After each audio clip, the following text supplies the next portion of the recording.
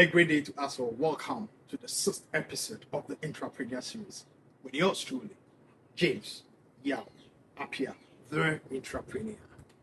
In the 5th episode, we began a new discussion on the 3 main job roles of a worker. Now, be it entrepreneur, an entrepreneur, be it an intrapreneur, or an ordinary worker, we discussed that we have 3 main job roles given to us right from the beginning of the world. And we focus on keeping things in order as the first of the 3 main job roles. First of the 3 main job roles. We then summarize keeping things in order as the task of ensuring things, including human beings, are clean and organized, or the responsibility of maintaining or enforcing a certain way of life. We continued to discuss keeping things in order in 2 main contexts in the human working environment, and thus we considered it as within working system and as among working systems. So we consider keeping things in order within businesses, then among businesses. But the focus in the previous episode was on within systems. So we learned that keeping things in order within systems is the assignment of certain workers to ensure that every worker and every working process within a particular working environment are geared towards achievement of a certain strategic goal or target. Now, due to time constraints, we were able to cite only few examples to support the discussion. In today's episode 6, we will continue with more examples in our attempt to explain the job role of the worker to keep things in order. Before we do, kindly note that this production is by the kind courtesy of Kingdom Harvesters Ministries, a Touch Life ministry jointly supported by Boca Dealers Ghana Limited, your one-stop shop for your onshore, offshore, catering, and logistical needs. And of course, Aroka Global, your perfect construction partner. Now, we take more examples of keeping things in order in the context of executing your job role within working environments. In the next episode, we'll consider that of among working environments. But this time, we are considering more examples of keeping things in order within working environments. Let's first consider some examples from the public hospitals. But let me first ask, have you visited any public hospital lately? How was the customer service or patient care atmosphere like? You wish to go back to that hospital as a patient? Will you recommend that hospital to a friend or a family member? Well, let's journey through my observations of the attitude of the workers when I visited some 6 public hospitals in 3 different regions of the country I currently reside in. The first of the observations, in fact, I made a lot of observations, but I'm going to consider only 3 of the major ones. Now, instead of the hospital authorities ensuring a very clean and hygienic washrooms, you will find breeding grounds for all infections. At your washrooms. So you visit their washroom, you're going to ease yourself. But in actual sense or actual fact, when you visit there, you are not only going to ease yourself, you visit their washrooms also either to be infected with new disease, or you leave part of your disease while you went to the hospital, while you visited the hospital. You leave that part of that disease there and add to yourself more diseases.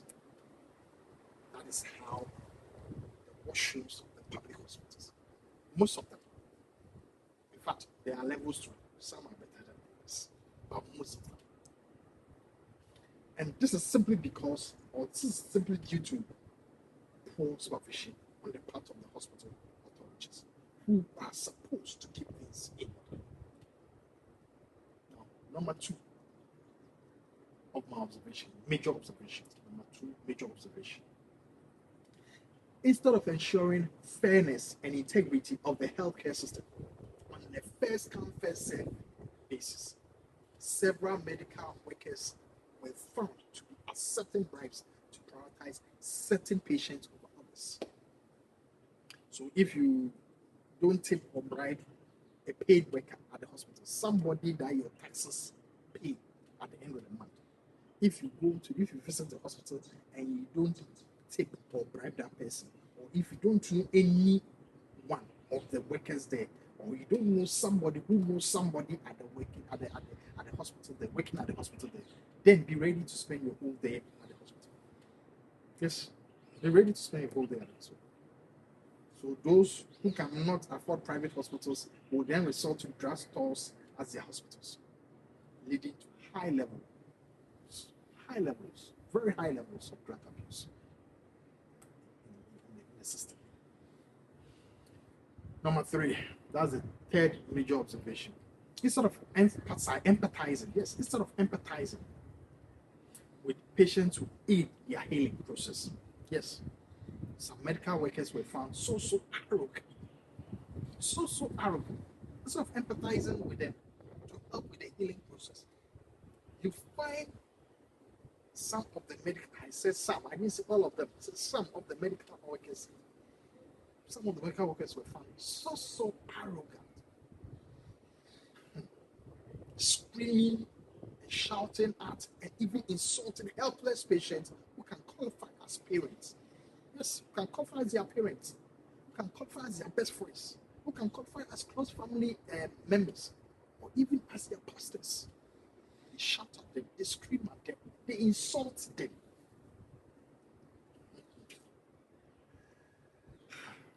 It's a have to keep things in order as a medical officer.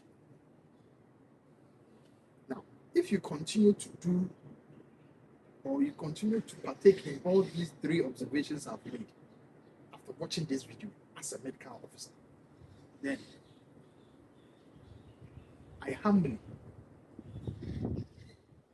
declare you an unprofitable ordinary worker after all your high education that you have had. You are an unprofitable ordinary worker. Let me quickly move to the public.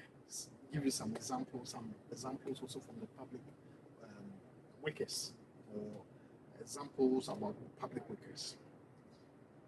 But before I start rolling the examples, are you a public worker? It doesn't matter whether you are the president or the front desk officer. I am asked. This is just a question, a humble question, a harmless question. Are you a public worker? If the answer is yes, then help me answer the following questions. Do you accept or solicit bribes to expedite services or provide preferential treatment? Do you solicit bribes or accept them to expedite services or provide preferential treatment at your office or in the discharge of your duties? Do you misappropriate public funds for personal gain? Do we have some monies for construction of roads, for buying of certain items? We find some of the monies for these things going into your bank account, or going under your bed, or going into a corner of your room or house. Do you have, or do you favor relatives or friends in hiring, promotions, and service delivery? I am not saying if your relative or your friend or whatever qualifies, you don't have to help the person get promoted or hire the person or give a certain level of service to the person. But I am asking whether you favor them over people. So that what I mean by this is that other people also qualify. They may, and in fact, may even be more qualified than the people you know. And you still go ahead to favor your own. You indulge in that. If your answers to the above questions are yes, then in all sincerity of heart, I humbly declare you are as, I declare you as, I humbly declare you as an unprofitable, ordinary worker. Yes. If you engage in all these that I have talked about as a public worker, I'm accepting and soliciting for bribes, misappropriating public funds, nepotism, favoring friends, family, and other things over other qualified, more qualified people. If you do this, and I said it doesn't matter whether you are a front desk officer, whether you are a security man, whether you are the president, in fact, the driver, it doesn't matter. If you're a public officer, you indulge in all these things. You are profitable, ordinary worker. Is that how to keep things in order? Now, let's consider our brothers and sisters in the most noble profession.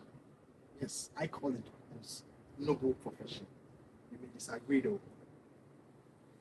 I am not in that profession anyway. Are you a worker in the noble profession of teaching? If you are, do you almost always arrive late in class and leave class earlier than expected? Are you still using old teaching and lecturing notes you used last 3 years? Are you still using that old, or let me say, the archaic lecturing and teaching notes in this fast changing world?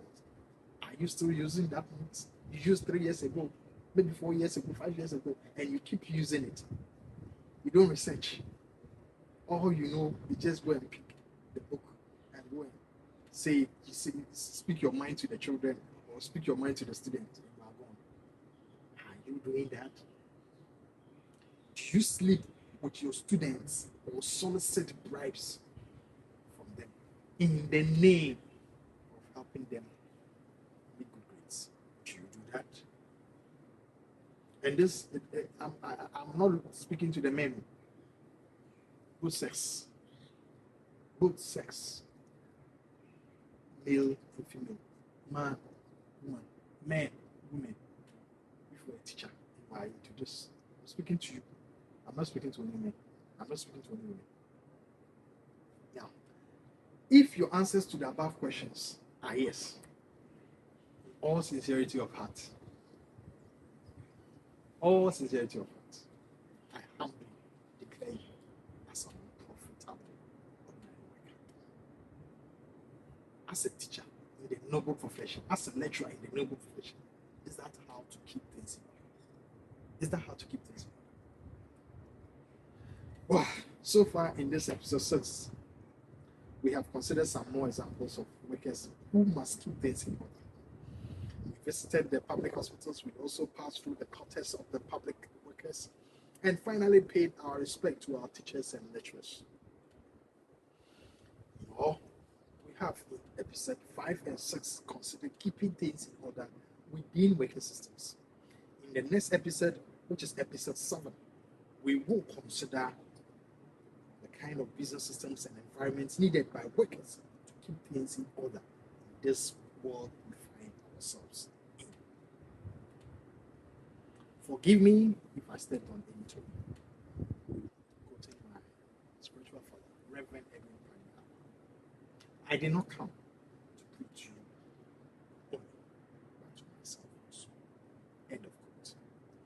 This episode 6 is an important and urgent prompt for all workers to understand and accept the number one job role of keeping things in order in our various workplaces, work environments, businesses.